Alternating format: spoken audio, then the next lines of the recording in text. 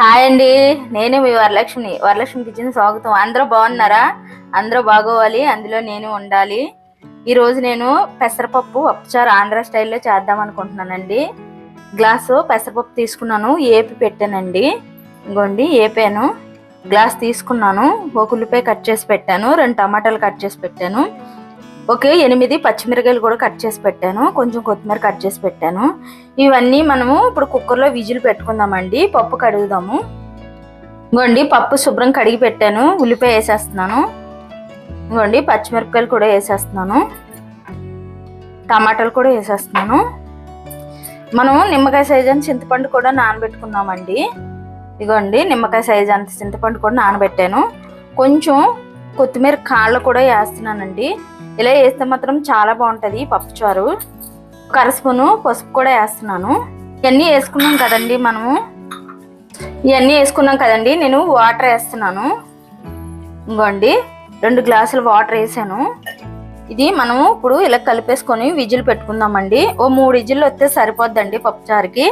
నేను ఇప్పుడు విజిల్ పెట్టేస్తున్నాను. ఇంకోండి 3 విజిల్ అన్నాను కదా, అయిపోయింది. ఇంకోండి ఇలా ఉడికితే సరిపోద్దండి, మనం మెదుపుకోవాలి కదా. ఇంకో చూడండి ఎలా ఉడికిపోయిందో.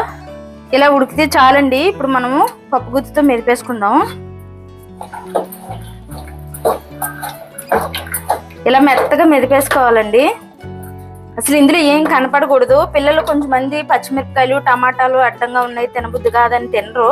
కానీ ఇలా మెదిపేసుకుంటే అసలు ఏమీ కనబడవండి. ఇంకో చూడండి ఎలా మెదిగిపోయిందో. మొత్తం పప్పు తిట్టి మెదిపేసాను కదండి, ఇందులో ఏం లేవు చూడండి. ఇప్పుడు ఇందులో మనం ఇందాక మీకు చూపించాను కదా చింతపండు, అది వేసుకుందామండి. ఇంకోండి చింతపండు నీళ్ళు వేస్తున్నాను.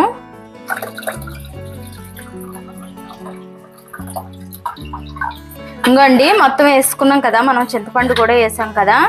ఇంక ఇందులో మనము రుచికి సరిపడిన ఉప్పు కూడా వేసేసుకుందామండి. ఇంకోండి 1 స్పూన్ ఉప్పు వేస్తున్నాను నేను, సరిపోద్దండి. ఇది మనము ఒక పొంగు వచ్చే వరకే పొయ్యి మీద పెట్టుకోవాలండి. ఇంక ఇందులో నేనేమి వేయనండి, కారం కూడా వేయను, ఓన్లీ పోపు ఒకటే వేసుకున్నాము. నేను ఇది కొంచెం పొంగు వస్తే సరిపోద్ది, పొయ్యి మీద పెడుతున్నాను. ఇంకోండి పప్పుచారు ఇలా కెర్లింది కదా, ఇలా కెర్లి మరిగితే చాలా బాగుంటది. కొంచెం కరివేపాకు వేస్తున్నాను, కొంచెం కొత్తిమీర కూడా వేస్తున్నానండి. వేసాక ఒక 2 నిమిషాల పాటు ఉంచుకొని మనం పోపు వేసేసుకుందాం. ఇంకోండి ఇలా వేసుకుంటే మాత్రం చాలా బాగుంటది టేస్ట్. ఇంకోండి పప్పుచారుకి గిన్నె పొయ్యి మీద పెట్టాను. ఆయిల్ 3 స్పూన్లు ఆయిల్ వేసాను. ఒక 8 వెల్లుల్లి రబ్బలు చితకొట్టి పెట్టానండి, వేసేస్తున్నాను. 1/2 స్పూన్ మెంతులు వేస్తున్నానండి. మెంతులు వేస్తే చాలా బాగుంటుంది పప్పుచారు తాలింపుకి. 1/2 స్పూను ఆవాలు వేస్తున్నాను. 1/2 స్పూను జీలకర్ర వేసానండి. ఇంకోండి ఈ వెల్లుల్లి వేగింది కదా, ఇప్పుడు మనం ఎండుమిరపకాయలు కరివేపాకు కూడా వేసేస్తున్నాను. ఇవి కూడా కొంచెం బాగా వేపుకోవాలండి పోపు. ఇంకోండి పోపు వేగిపోయింది కదా, నేను ఈ పప్పుచారు వేసేస్తున్నానండి.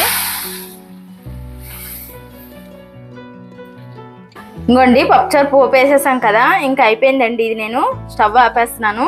ఇలా చేసుకుంటే మాత్రం పెద్దవాళ్ళు కానీ పిల్లలు కానీ చాలా ఇష్టంగా తింటారండి. వేడి వేడి అన్నంలో ఈ పెసరపప్పు చారు వేసుకొని తింటే మాత్రం చాలా బాగుంటది. ఇలా చేసుకుంటే నచ్చితే లైక్ చేయండి, షేర్ చేయండి, కామెంట్ చేయండి, సబ్స్క్రైబ్ చేయండి.